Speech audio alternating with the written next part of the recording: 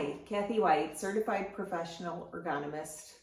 This video is a follow-up to a previous video talking about home office ergonomic setup. That video was primarily focused on upper body. We're going to spend some time in this video talking about lower body.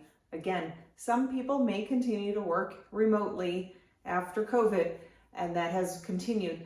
In some cases, you may be back to the office, but periodically working remotely, or you may be traveling nowadays and working off of your laptop while you're traveling. The previous video talked about how to set up your keyboard, mouse, and laptop to be able to optimize posture as well as the work surface itself. But there's a key feature here that we need to spend some time talking about that really sets the foundation for a comfortable setup that can reduce the risk of discomfort, and that is your chair. I continue to conduct evaluations and see people use standard dining room chairs that have zero adjustability features, and there's certainly some risk factors associated with doing that. But you might have a chair that's fairly inexpensive that works really well for you as well. Some of it's very personal, and some of it's making sure that this chair fits your body for what you need to do. So we're just going to give you a quick run through of the things that you're just going to want to make sure that you're looking at so that you're set up comfortably and reduce your risk again of any potential discomfort. I'm using a chair that was purchased from an office supply store. It was very reasonably priced. It's something that was able to even get on sale. So that just goes to show you don't necessarily have to spend thousands of dollars. That being said, you may have a $1,000 chair, but even with the best equipment in the world, supposedly, it's all about how you use it. And if you don't use it properly, you can still set yourself up for risk. Let's start to talk about how you want to make sure you use this equipment. Feet resting flat on the floor, about shoulder width apart. Try to avoid crossing your legs. This happens. We all do this. Try not to do it for more than a few moments at a time. This does increase stress on your spine.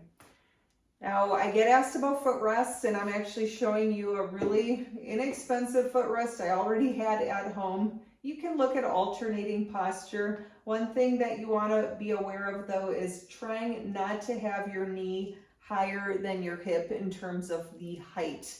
So in this configuration, this is really not ideal. I want to try to keep my thighs parallel to the floor. So what I can do is push this out, push out this footrest. And now you can see where I'm able to maintain my thighs about parallel to the floor. I have a wider angle here between lower leg and upper leg. When I keep my feet flat on the floor, I'm at 90 degrees. When I extend out, I'm greater than 90 degrees. That's okay to do. What you want to avoid is that angle being less than 90 degrees. All right, so now we've talked about this angle, we've talked about our feet, talked about our thighs.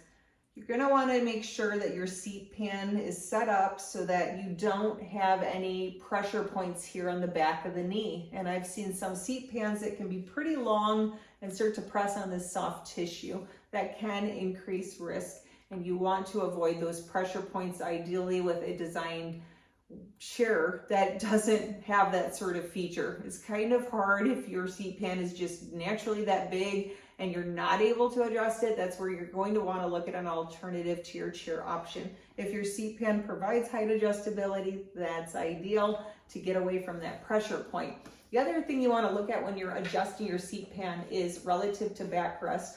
You want to make sure that your back is well supported by this chair, and the backrest should have a nice curvature, like you can see here, a nice curve here in the back that accommodates the natural curve that we have in our lower back. So you should be able to sit back, get supported by your seat pan. You don't have that pressure point. You're getting that lumbar support to maintain that natural curve in your spine. And you have the backrest supporting you all the way from low back to upper back. Some people are really tall, and you might need something higher than the standard mid back in this situation. Make sure that that chair really fits you and accommodates your body dimensions.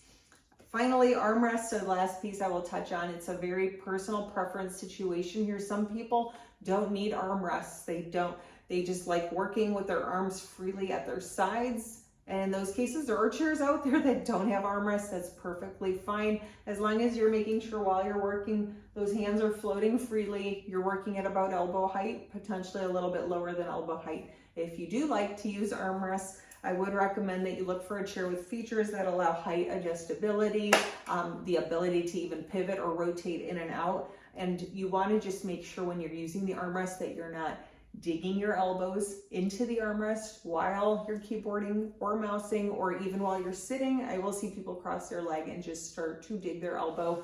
You've got a lot of nerves running through here. They don't have a lot of room to be able to traverse your elbow joint. Try to avoid any contact points from that perspective. And then if you do use your armrest, make sure that you're working approximately elbow height with those forearms about parallel to the floor. Hopefully those tips kind of help you out a little bit with understanding how you want to make sure that you set up your chair, and making sure you have adjustments to allow you to be in these neutral positions can go a long way towards alleviating any sort of discomfort that you might be experiencing with your legs or your back. Hope you found this information useful. Thanks for listening.